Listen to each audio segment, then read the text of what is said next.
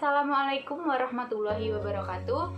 Perkenalkan, kami dari kelompok 6 dari kelas Ekonomi Sumber Daya Alam A. Di sini kami akan menjelaskan tentang tugas dengan topik penggunaan alat tangkap bom pada nelayan untuk memenuhi tugas ekonomi sumber daya alam. Di sini, anggota kelompok 6 terdiri dari yang pertama Almasa Syafia Budiono, NIM 190321100010. Yang kedua yaitu Almaida Tatia dengan NIM 190321100016, dan saya sendiri Sofiatul Uyun NIM 190321100028, dan yang keempat yaitu Asri Ledi Perbina Simbolon dengan NIM 190211100040, dan yang terakhir yaitu Fitria Alwi dengan NIM 19032111100015.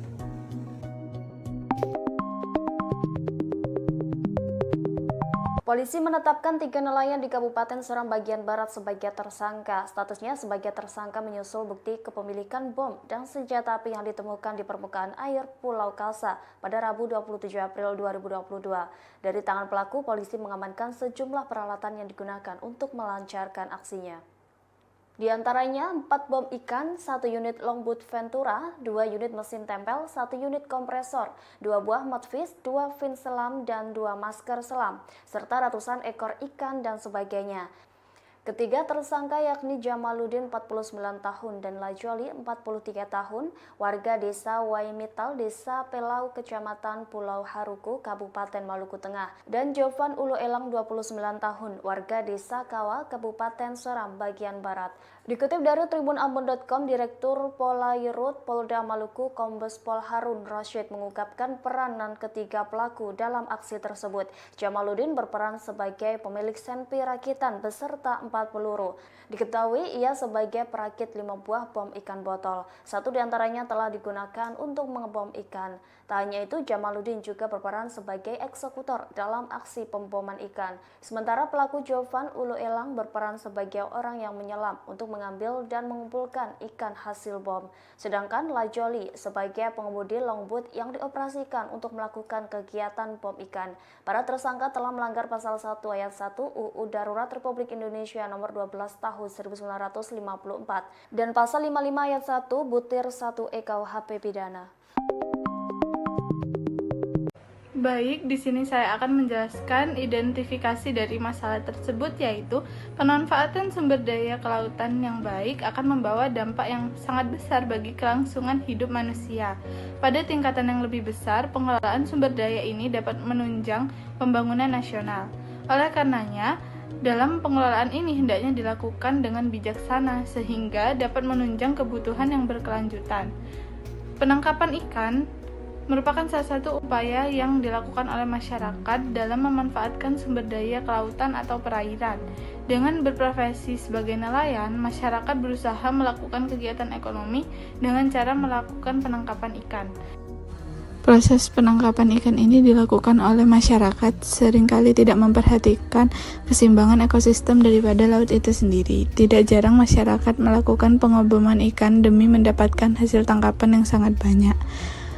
Penangkapan ikan dengan menggunakan bom menyebabkan ikan dari semua kelas umur dan terumbu karang hancur. Oleh karenanya mengakibatkan penurunan kualitas sumber daya laut dan penurunan hasil tangkapan ikan.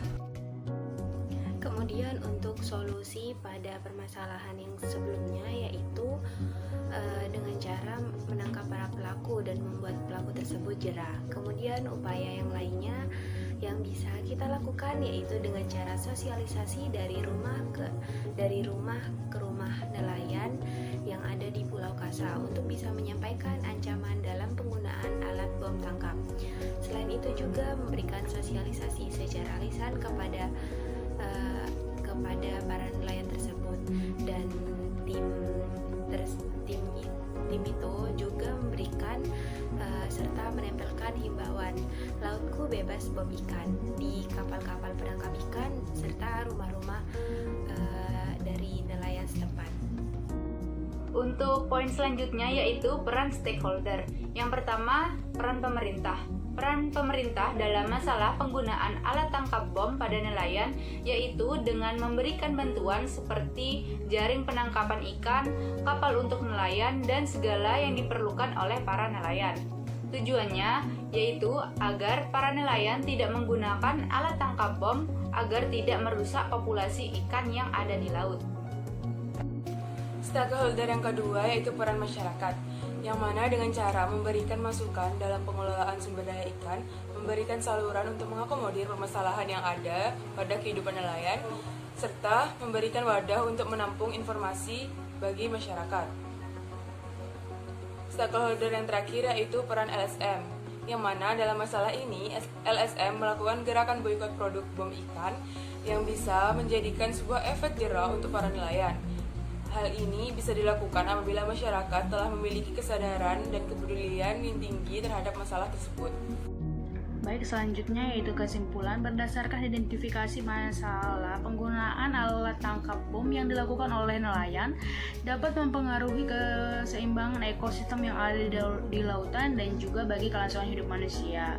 Untuk mengurangi bahkan menghentikan adanya pengeboman laut dapat dilakukan dengan pembuatan aturan atau sanksi yang tegas terhadap pelaku serta melakukan sosialisasi kepada nelayan dan juga masyarakat untuk menjaga ekosistem yang ada di lautan. Oleh karena itu, untuk menunjang pemberdayaan laut dan menghindari adanya penangkapan ikan yang merusak seperti pengeboman atau penggunaan pukat harimau, diperlukan peran dari berbagai pihak seperti peran pemerintah, peran masyarakat, dan juga peran LSM. Baik, cukup sekian penjelasan dari kelompok 6 dalam mengidentifikasi penggunaan alat tangkap bom pada nelayan. Sekian dan terima kasih. Wassalamualaikum warahmatullahi wabarakatuh.